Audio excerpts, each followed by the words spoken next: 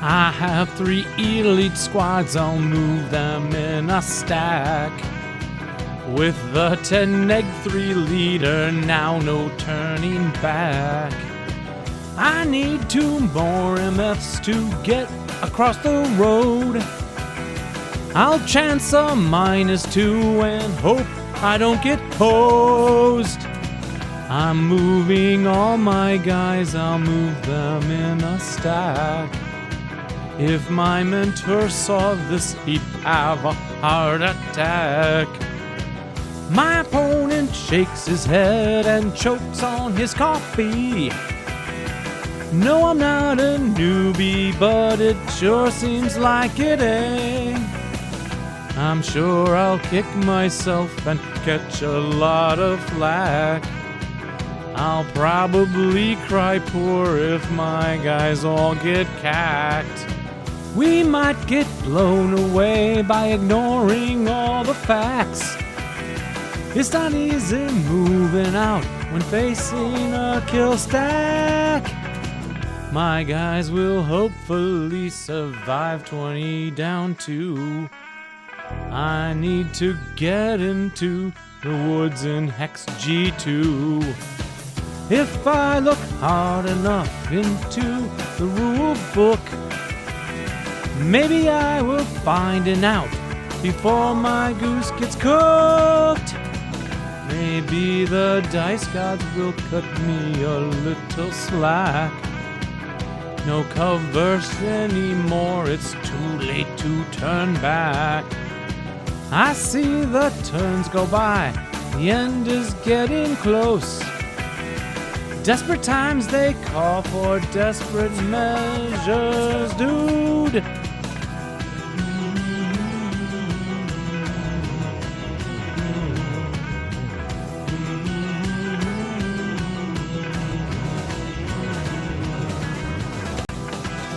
I've run out of patience. I'm moving in a stack. That is right. I'm a fool.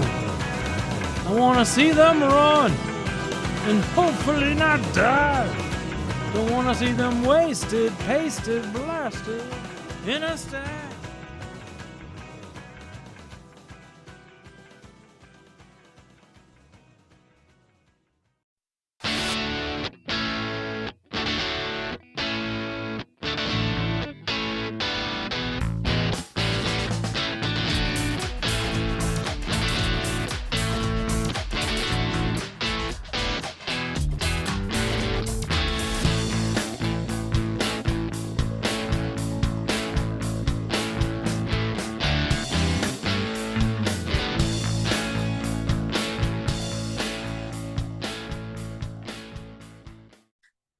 That was a great song, Dave. Wasn't it, though? Great song.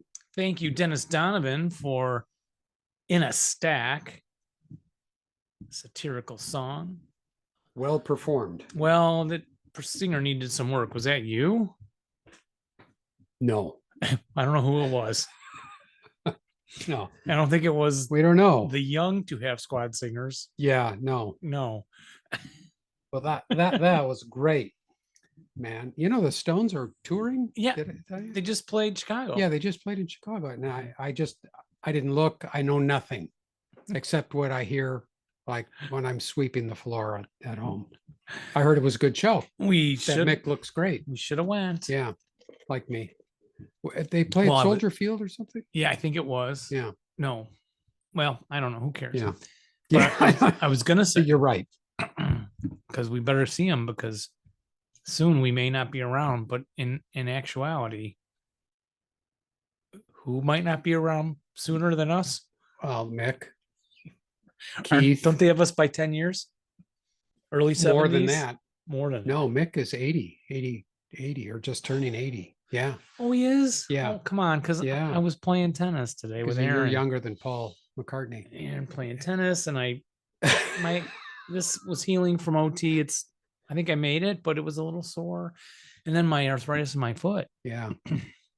I stopped after a match and I lost 4-2, I think. 2 games went to See, a tie. Called a. Oh no. I could think of it earlier today. Hi everybody. Welcome Let's to the see, Two 40, Old Guys. 40. The one and only The podcast that score does is something. 40-40 deuce. Oh, okay. Deuce. And then so I did take several games to deuce, but still 42. And then the arthritis in the foot. So, but we don't want this to be about our Aging. ailments, do we, Jeff? You know, we could. Are there any podcasts about aging? Let us. We're going to age gracefully. We're Clink and drinking. drink. We're clinking and drinking. I hope you got that on. I hope that came through. Here we go. Mm-hmm. Drinking some nice Sipping and- rye sipping whiskey and drinking. in our 2 half squad shot glasses. Because if we are getting old, we want to go gracefully We do. and with fun. Hey, would you like So- to jump in first to the I can't jump anywhere because of my arthritis. I was going to try jumping rope, but I couldn't clear the diameter of the rope. I couldn't jump higher than a Well, quarter of an inch. It's too late because you must have fallen into the box. Oh, the box. Because you were in it. What have we got in the box? We got something really good. You tell in the me, box, don't Jeff. we? You tell Okay. me. Oh, yes. What we have here, Dave, and for all you listeners that want to know, we have Bitterest Day, the battle for Sugar Loaf Hill, Okinawa, Japan, May 1945, from our very good friends at Bounding Fire Productions. They are such good friends. We have them over for dinner. We do. We- We can't get them on for an interview lately, We've but been to they their- are a sponsor. Their kids' weddings. They're my godparents, my grandkids' godparents. Thank you, Bounding Fire. In fact, I think I named all my children Chaz. Did you? Yeah. That's a good idea. Yeah. So I'm very happy to see this. When did you get this? Just yesterday Oh, fantastic. from Fresh. our friends at Ritter Krieg. Oh, It was great. a damaged one. I mean, Bounding Fire sponsors monthly. Yes. But they didn't send. Sometimes they send product as a sponsorship. Yeah. They didn't. We grabbed this with the funds from From Ritter Krieg. from listeners like the you funds from Patreon. Yes. and those who have purchased the ASL stuff starter kits. I put on bits and pieces of and one or two complete because I'm not keeping them around anymore because like Mick Jagger, someday I will not be here anymore. So clink. What is this? The mortality show? Clink and drink. The morale level is going way down on this. No amount of rolling is going to help us. Oh, you're gonna have to put us both in a wheelchair and move us in a stack. Yes, that's right. So we thank the people that purchased the eBays, and this won't get posted, I don't think, but the Conf Group Pipers I put up, Jeff. That's crazy because I never parted with anything Yeah. like that. No. It's the maps, the boxes, Yeah. partial counters. The rest are somewhere in all these containers. I'm not taking them out. And That's what they're hoping. one set of rules. So they're inching up there. I put them at low price. You'd be proud of me. $20 each. Oh, yes, I'm proud of you. Yep. Wait till I tell my wife. Dave did not post it. She'll at the be proud of you maximum too. possible. And all the listeners will be proud of you. Yeah. Ah, So they're all gonna be thanks like, for "Oh." purchasing those, and for our regular Patreon donors, we got Bitterest Day Yeah. shipped from Ritter Creek, but we bought Shipped it from Ritter We Creek. bought it That's right. because it was Thank you, dented. Derek. Thank you, Derek, It was for a this. dented. So we pack. got a special deal on it a little bit because it was dented. Yes, we did. Yeah, And Like that. I think you like to read the play testers in the bottom box and who made it, don't you? I do, yes. So the package design was by Chad Vanderboss. Did a great job, by the way, Chad. If I may call you Chad, even though we what? You're blocking your face with a Oh. blank sheet of Yes. paper as you read. Getting old, folks. I'm new to Right. this. Yeah, okay. New to podcast. The mapboard artwork graphics were by Rick Reinisch. Mm-hmm. Did a great job. I took a quick peek at those. Mhm. I pretended like I hadn't seen this, but I took a counter artwork also by Rick. Scenarios by Chad Vanderboss. Playtesters were John Knowles, Ewan Dennison, Ben Jones, Wayne Burgess, Dan Dolan, Jackson Kwan, James Lewis, Carl Noguera, John Haffen, Jim Traver. You think they're all getting a little thrill as they hear their names? I do think so. I mean, hey. Brian Martuzas, Joe Kresja, Larry Winslow, Dave Lamb, Woody Lee, Dave Sarge Roth, Tim Zales, Rick Nizanowski, and Philippe Zavala. Good job, gentlemen. They all did good work, and I bet they had a good time while they're doing the good work. That's the way it should be. Work should be fun. That's the way it should be. Name that musical. No. Bye Bye Birdie. Oh, okay. I was thinking of Carly Simon's. That's the way I've always heard it should be. Oh, I do not know that one. We're going to marry. Yeah. Well, what do we get? So Bitterest Day is a battle for Okinawa began on April 1st of 1945 with a massive amphibious assault by the U.S. 10th Army composed of the U.S. Marine Corps and the U.S. Army.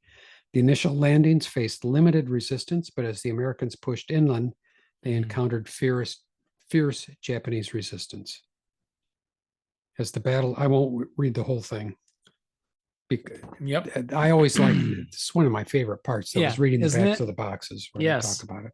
As the battle turned toward the southern Okinawa Japanese positions in May, U.S. forces had already faced significant challenges and heavy casualties. The Japanese defenders, under the command of Lieutenant General Mitsuru Ushijima, had developed an extensive defensive network across the island, as we would expect, including an intricate system of tunnels, caves, and fortified positions. The Japanese were determined to hold these strong points and fight to the death, following a strategy of attrition and utilizing their defensive advantages. Man. And we've seen a couple of movies where some of this has been represented. We have indeed. A lot of fortifications on these scenario cards and caves. So we know caves are an issue for a lot of you. So this is your challenge for the year 2024. That is correct. Learn caves. Learn them well. Learn them so well that you could teach your kids. Yeah, grab this game and play it. Yeah. So, and I haven't played that much caves, just with you and where you've kind of told me every move, but yes, I would like to play some of these. Timonen, believe it or not, remember jumped into the Ridge one. We played a couple that had a lot of caves in them, and we did them all. Yeah, I think you and I had done some of the earlier ones. Yeah, standalone. Some of the even simpler ones.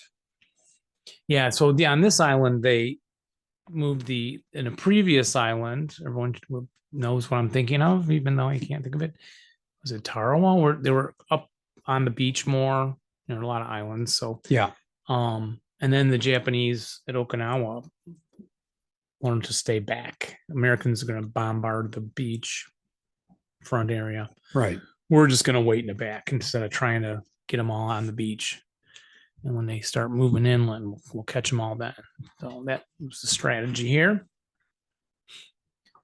This game comes with these scenarios we briefly glanced at. I'll do a deep dive on those maybe for next show. Great. What else? Oh, I have this. Oh, it's a piece of paper with drawing on it. Campaign. So this game also comes with a campaign.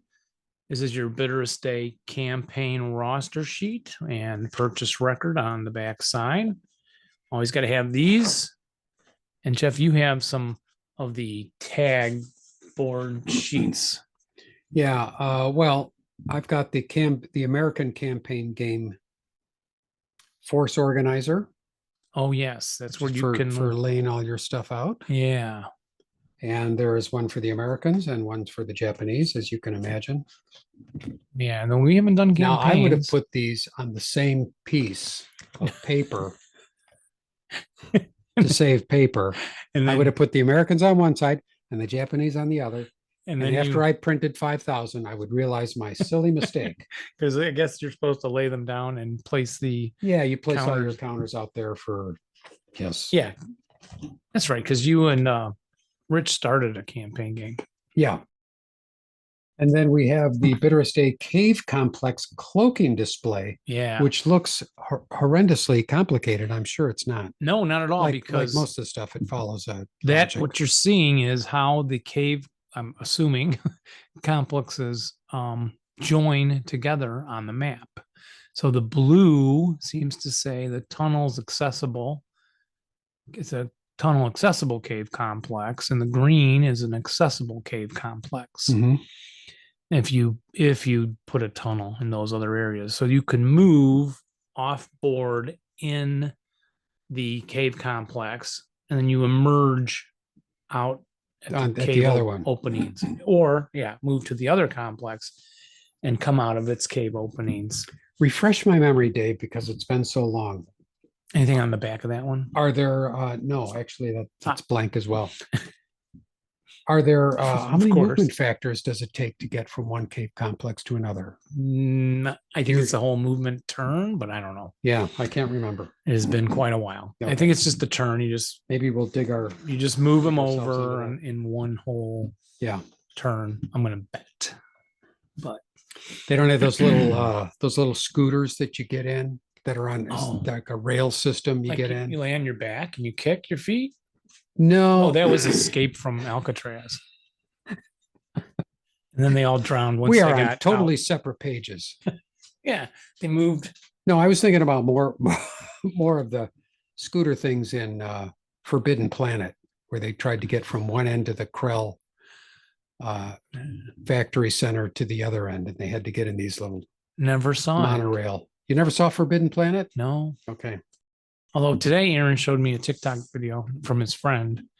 That's not the same. Who was at work moving around on a scooter in the department store. Oh, really? He was having a blast. Yeah. I thought, to be young, to scoot around on a scooter on my butt and film myself at the same time. Yes, because everybody needs to see that.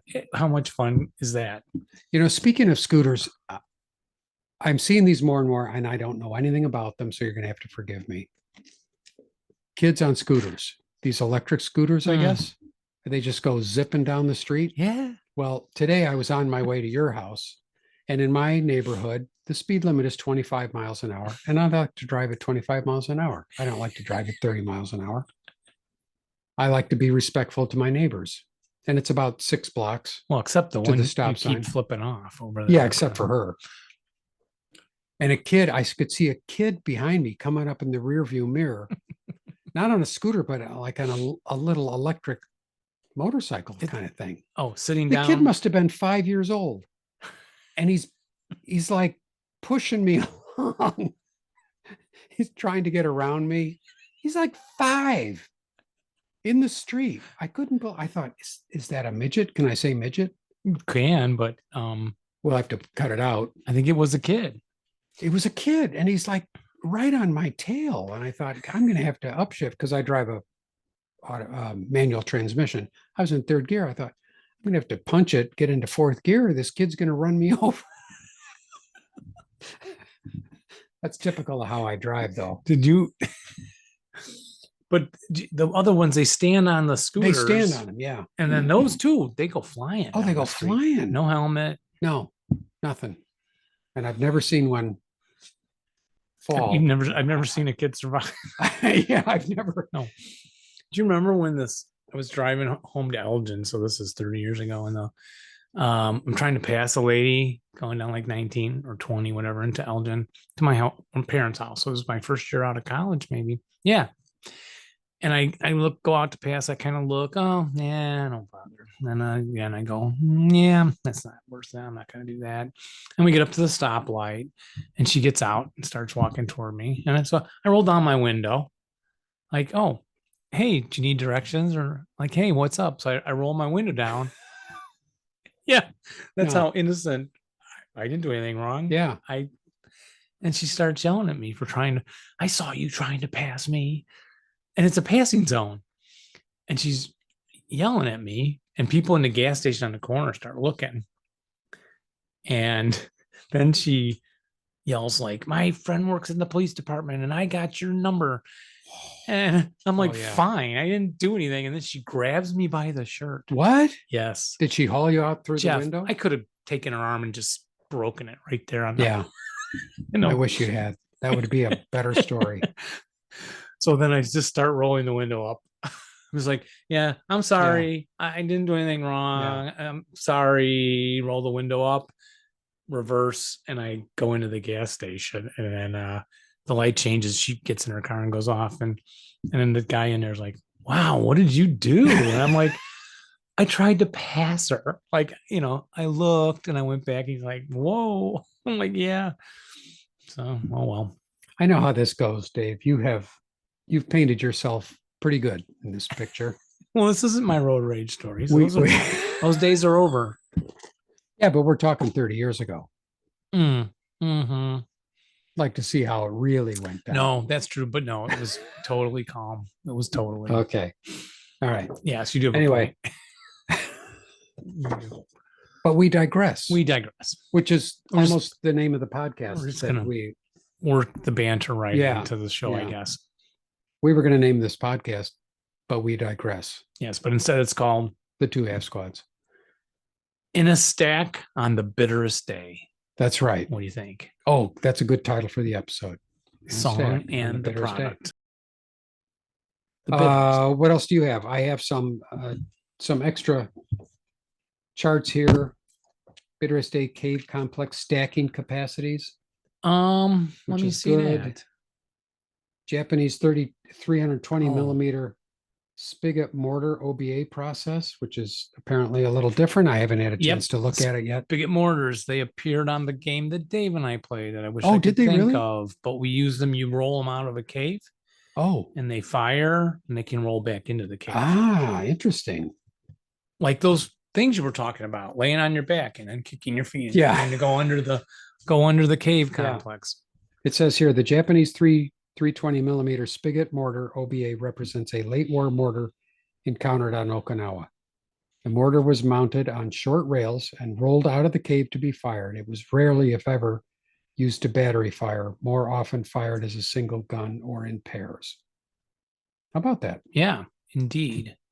And then the chart just listed the capacities for the cave complexes or for the yes. And what else is on there? Some rocket to hit die roll modifiers and the Tiny Tim rocket to hit die roll modifiers. The Tiny Tim, the Marines had a Tiny Tim? Yeah, it was just the name of a different. I have it in here. We'll get to it in a little bit. Oh, okay. Yeah. Okay. Yeah, and then there's just some extra rules about historical battle rules. Oh, good. They're printed there, so you don't have to keep looking into the rule book. Kindling and bore sighting are NA. There we go. Routing. Let's see if there's anything interesting here. Grain is in season. That's fascinating. In routing, rule F1C is in effect except as amended herein. A broken unit forced to route, but unable to reach a woods building hex in the route phase may instead route to any terrain hex as per A10.51. Yes, so that's from the desert thing, and I'll cover some of those in here. So if you flip that over. I assume this is an overview of the map. Yes. A super overview, one of those. Correct. And you can see it's a lot of open groundy kind of area. So that's why that routing rule is in there.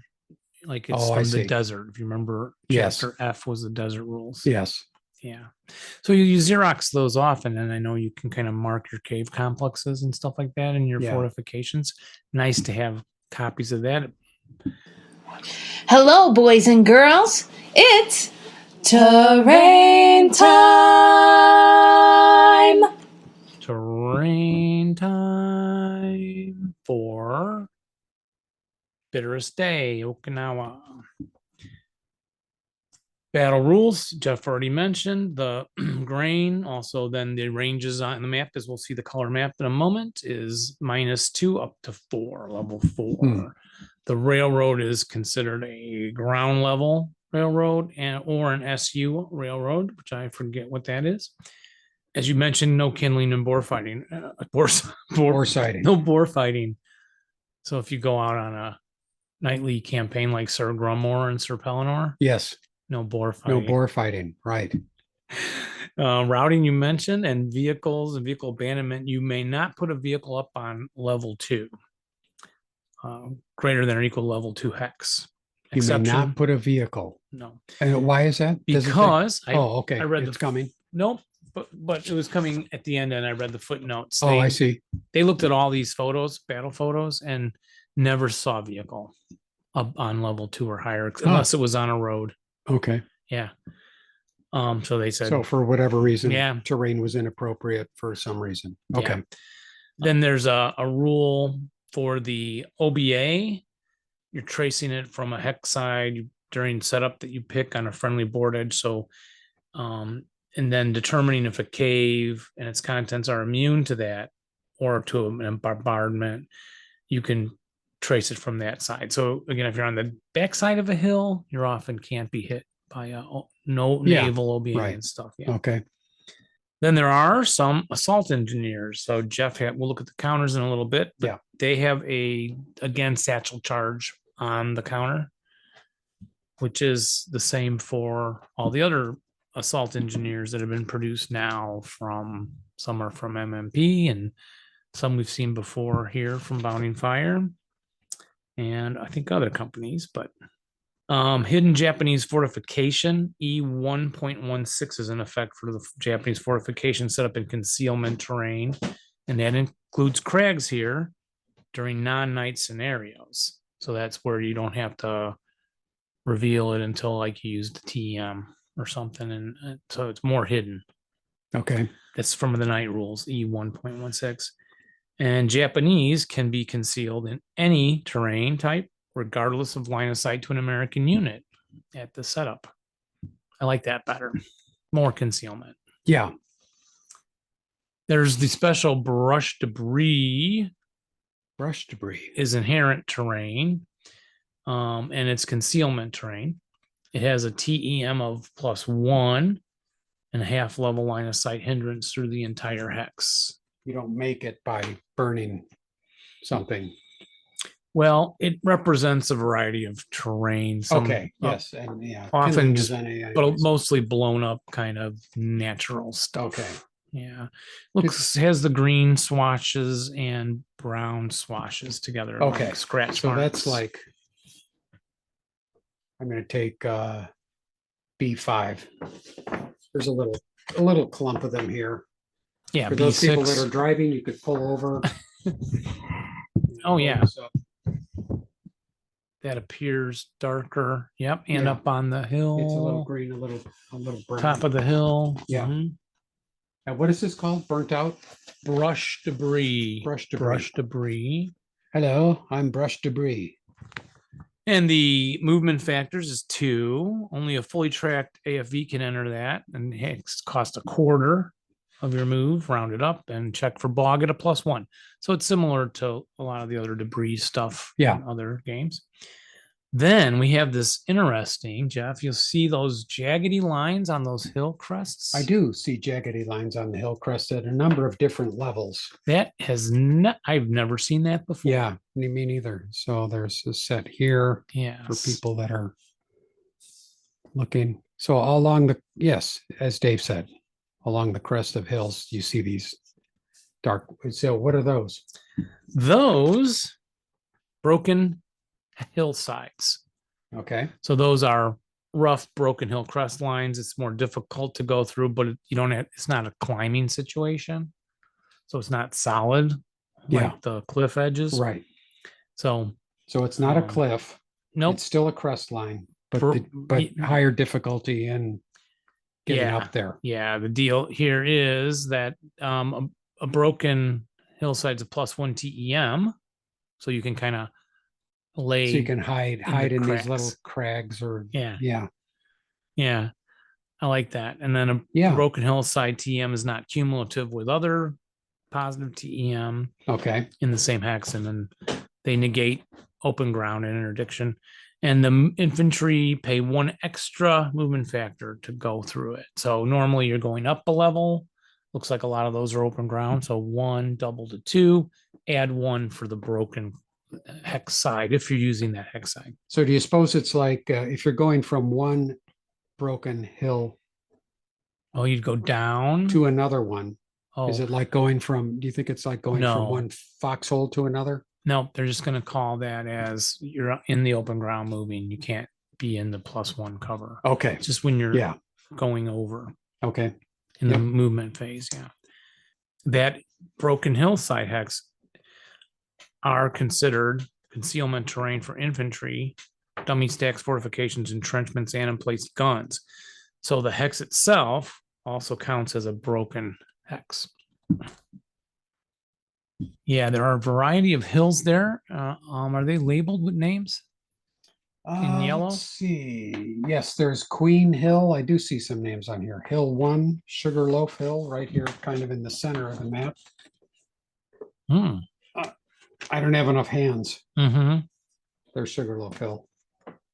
The Horseshoe, Half Moon Hill West, Half Moon Hill East. Yeah. So obviously, yes, they are named. And that ravine running down through the center of the dark. Yeah. That's Gully.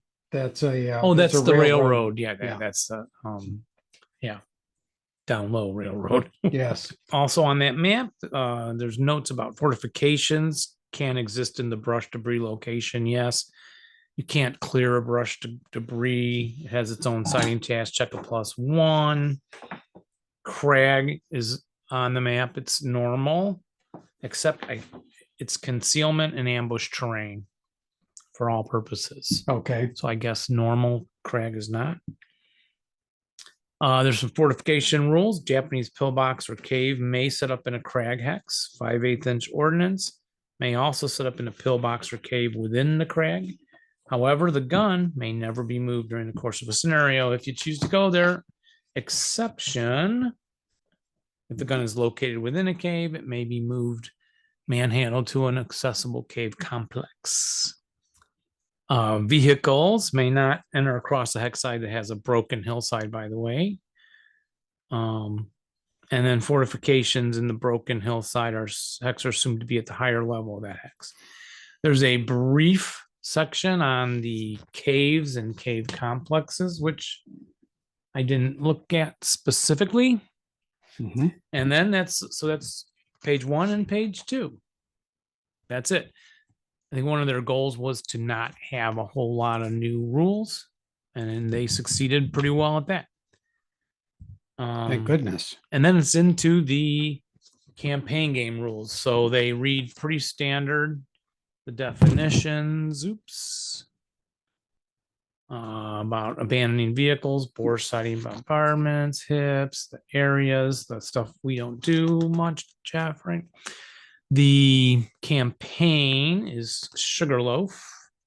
All right, campaign game rules get into these aerial rockets that you're going to see on the counters that you were asking about. The Marine Corps fighter bomber may be equipped with aerial rockets at the USMC player's choice. The procedures for conducting the sighting task check and resolving light AA attacks remain unchanged for them. But the rockets, this armament is listed in red below the morale on an aircraft counter. If the rocket attack is declared, it's the only weapon that can be used by the aircraft in that fire phase. The fighter bombers are equipped with rockets that are either 127 millimeter or 200 millimeter. Mm-hmm. The 200 rocket's a Tiny Tim. There's your Tiny Tim. Ah, okay. And there's a special rule for that. The rocket attack number, RAN, is listed inside a box to the right of the rocket diameter. Does that make sense now? Okay, so RAN, rocket attack number. yeah, so these have a 200. Yeah, so that's with in the box is 11. So that's the rocket attack number. Okay. So is the number of to hit attempts an aircraft can make during the fire phase. The rocket attempt number is halved if area target type is used. So, the example, the 45 fighter bomber can make either an 8 ITT VTT attack, infantry or vehicle attack, or a 4 area firepower attack. Okay. So that's the number on the IFT table. Okay. Right. Rockets, like bombs, may be used only once. After conducting a rocket attack, flip or replace the aircraft counter with one of the same type without the rockets. An aircraft loaded with rockets engaged in aerial combat suffers the same penalty as an aircraft carrying bombs. Yep. And rockets can be jettisoned. Yeah. So it's pretty similar rules there. Well, that explains it. There's some more special rules for the rockets and rocket effects. We were wondering if those rockets were individually fired. You know, if you have 4 under this wing and 4 under that wing. So, yep. Jeff looking at the counter. Oh, finishing up my rules here. There's a map, historical map of the battle area, which is nice. Battle for Sugar Loaf Hill. And now, what do we get in our counter set? Well, we have lots of counters for locations. So probably 80 counters for Allied locations. And on the flip side, it's Japanese locations. So lots of those. A few leaders. There's a Lieutenant Vanderboss. I wonder, how coincidental is that? A Sergeant Lee, a Sergeant Knowles, and a Corporal Kwan. Jackson got a counter. Got a counter. Nice going, Jackson. So then there's, yes, we just talked about the bombers. There's some. Yeah, they're in color. They're in color, blue or gray. And maybe those are, Jeff and I are trying to guess our plane types from silhouettes. We're not Dauntless. I don't know. We're not, Typhoon. hard to know That for was us. British. And then these AFVs, there's a POA. I actually can't. Yeah, CWS. Yeah, Jeff doesn't have the CWS. glasses. Right. And those Which we've is a seen flamethrower before. tank? Well, we've seen those before somewhere in the American Yeah, OB, but yeah. not. I don't know if that's special because they're the only ones issued with flamethrowers. I don't know. Okay. And then we've got just some counters for breeze and gusts and clear and Standard rain, wet, typical. And, moderate conditions. Typical confusing about the weather. It's rain with a chance of snow, or is it snow with a chance of rain? Is it freezing rain, or is it snow? Is it sleet? It's snow, but it's not snow. It's sleet and it's freezing rain. And then we got a bunch of Japanese 447s. Let's see, what is different? Is there anything different about these 447s with smoke? Maybe that's it. Oh, Japanese 447s normally don't have a smoke exponent, do they? I'm gonna find out. I kind of don't think. While you show I them don't the remember counters. that, so there's the counters for that. I'm just kind of taking a stab at it here. Your camera does a good close-up. Then a bunch of Marines, which, like Dave said, have the satchel insignia of the upper left-hand corner. Some 5.58s, some 7.68s. Yeah, baby. Give me a bunch of those. Then there's some cave entrances, a bunch of cave entrances. So if you don't like caves, don't buy this. But I would say, no, buy it anyway. Buy it anyway. Buy it anyway. Man up. Come on. You got to get these counters. This is the year. Look at all these cave entrance counters. And then a bunch of burning wrecks, because you can never have enough burning wrecks. They don't look like the ordinary MMP. No, they're kind of red and attractive and stand outish. And if you flip them over, it's a burnt out wreck, because overnight, eventually, that burning wreck is going to burn out. So one sheet of counters, very nice. Would you tell me again the Japanese smoke number? It's a 1. 447 with a 1? Yeah. Yep, that's normal. It is. You just got some more. You may need them. Okay. Okay, and the Americans have a smoke exponent of 4. That is because with the satchel charge on them, Yes. the DC kind of thing, it's they're assault engineers. Okay. And USMC assault engineers identified with the demolition charge symbol in the upper left corner. They are assault engineers and sappers also. Oh, okay. And the increased smoke exponent number is printed on the counter. So as usual, it goes up by 2. And so instead of being a smoke of 2, it's a smoke of 4. So you don't have to remember it. Sweet. Nice product. And if you order it from Bounding Fire Productions, it's $89 in the US. And for all other customers, it's $109. So another good reason to move to the USA. We're running out of good reasons. So that's right. That is a good reason, Jeff. I'll just read a little bit of these footnotes, the Bitterest Day footnotes. The Bitterest Day map was created based upon available reference maps, photographs, and combat video taken at Sugarloaf. The typical ASL standard of 40 meters per hex was abstracted even further to allow for playability. Sugarloaf Hill at the time of the battle was approximately 300 meters long and approximately 30 meters high. The abstraction in the hill terrain required limiting vehicles to not enter or be located in a level 3 or level 4 hex.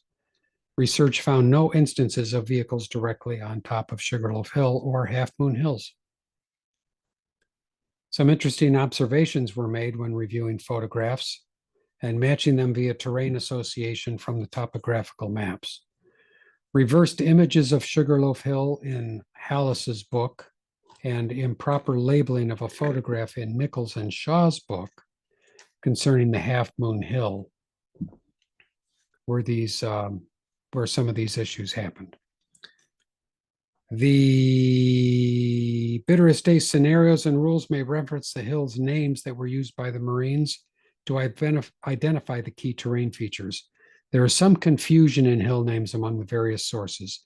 The hill names are identified on the Bitterest Day map as referenced by Phillips' historical account. Phillips was attached to the 6th Marine Division during the battle as part of the historical division. I don't know anything about the historical division. I got to look that up. No. Yeah. No. Any non-specific reference to these hills should be thought of as containing those hexes within that hill's corresponding cave complexes. White, black hex sides. Mm-hmm. Consists of 31 hexes within Sugarloaf East and Sugarloaf. I got a little lost in that. I remember that's going to divide the cave complexes on that map. So if you look I see. Closely, okay. It's more like a dotted line. It just says black and white line, but it's like a dotted line. I remember that too. And that's going to divide up those cave complexes so you can see them printed on the map. So I thought that's kind of fascinating. They were mislabeled pictures in the historical books. Yeah, interesting. And so I'm sure that's confusing. We should interview Chad Vanderboss and see. That would be great. How you look at it and then go, wait a minute, I'm confused. And then finally you figure out, wait, this is not labeled correctly. This is not the hill they say it is. So let's see. Did they put a list of materials, references that they looked up? Yes. I've got it here. They have a large list there. Yeah. Yeah, they do. Because this whole action sounds really interesting. The Japanese made extensive use of underground movement between 3 main hills during the battle. Wow. The Tiny Tim was essentially a 500-pound semi-armor piercing bomb fired via rocket. Yeah. The Tiny Tim was more accurate than the HVAR, which is why it has different to-hit modifiers. The rocket's intended use was against fortifications such as pillboxes and caves, but the warhead provided an explosive effect like a bomb. Thus, special to-hit rules were designed to allow the Tiny Tim bomb to either directly hit its target or possibly affect it like a bomb that is a near miss or area fire. Yeah, okay, right. Oh, yeah. And that's going to be in there. Whoa. I didn't read those. Cool. Yeah, very extensively. Probably 20 or so references for further reading. Yep, good list of books. So that concludes this look at Bitterest Day. Well, next, huh? How about that contest we did quite a while ago, Jeff? Yes, it seems like quite a while. Ooh, it was for this whole set of German broken ground design. Yeah. Vehicle counters. How many counter sheets altogether? Was that like 5? We have here 5. 5 counter sheets. But this last page is missing some. Oh, those are the sniper counters. Sorry, they're not included. So sorry. We decided. Please direct all complaints to Broken Ground Design. Yes, that's right. So other than that, we think they're complete. It's 5 sheets of German counters from Broken Ground Design. And if you decided not to enter this contest, or if you missed out, it's just too bad. You're going to have to start listening to the show, because we're going to have a lot more contests coming up. But we did have 9 people. So we got Pim, and John, and Preston, and Matt, and Mark, and Richard, and Pierre, and Stuart, and Vincent. That's 9, and I am going to roll a 10-sided die. Here we go. Here we go. A little drum roll. And it's 7. Number 7. 6, 7. Pierre Charbonneau. Pierre, you are the winner. Did he win last contest too? And Richard's won a lot, but it is Pierre. Yeah, congratulations, fate Pierre. has determined it. Fantastic. Good for you. Well, Jeff, I feel bad for those people. And you just say they have to wait. But why should a person have to wait? Why can't there be another contest now? Dave, we just can't do it. We can't afford it. It's costly. Oh, come on, Jeff, we We're can. too generous. No. Let's do it. Okay. Unless you talked me into it. unless you want these counters. No, I don't. They are also the Broken Ground Design. Oh, Sweet. man, I might have to keep these parachute counters from the back. Yeah, just punch out the ones you Look at want. that You may artwork. get counter sheets that are partially I love that. complete. Okay, how about this? This contest is for Okay. Nothing wrong with that. yeah, raft counters. Okay. LC1 set of landing craft counters. Oh, okay. Great. And we'll give you nope. That's what you get. You get this. You get this one. And though, that's not all, but wait, that's not all. Then you get the dust counters, Oh, great. Dust. shell hole counters, the light dust, heavy rain, snow, environmental counters Jeff was talking about in the other set, except these are desert ones too. The dunes, you get the sun blindness. This was always my favorite, Jeff. Sun blindness. Yeah, it Yeah. shows the little triangle, and Yeah. if you're facing this way, you get the sun blindness. Yeah. Hillocks, Sangars. Okay, that's complete. And it also comes with the, or do I want these? No, we can. The no move counters. Although, if you play large night games, you need extra ones of these, I think. Drifts are on the back. Mhm. A couple of Blaze level counters. We have a Mhm. set that we got from them when they were sponsoring us. And rubble here too, with a trail break through the rubble. Oh. Now, actually, we don't have those yet, but we're going to keep this intact. Oh, we are. Yeah. Okay. And regular trail break counters also. I didn't realize. Yeah. Rubble with a trail break through it. Cool. And the Blaze counters are colored. So, level 1, the yellow, the gray, and the red. Level 1, 2, and 3. And ground level on the back. Nice work. Great artwork. Vehicle dust looks really great, but we are willing to part with that and possibly throw in the smoke counters from this half sheet. Possibly. Possibly. If you catch Dave on a good day, correct, you'll get those. So if you're interested in those, you would want to notify us by when, Jeff? August 10th. August 10th. Did you say? August 10th. So send us an email. Let's see. What are we going to put in the title? What are we going to put? So send us an email with Cuckoo for Counters Oh, perfect. in the title. You do not have to spell correctly. Spelling does not count. Cuckoo for August Counters 10th. I just by August emailed. 10th and the year of our Lord 2024. Indeed. And we'll enter you in the next contest, and those can be yours. Excellent. Lucky. Well, Jeff, I think that's going to be a show. Yeah, I think so. Thanks everybody for listening. We appreciate you tuning in and your continued support. And we're looking forward to seeing you next time. We got a lot of good stuff coming up.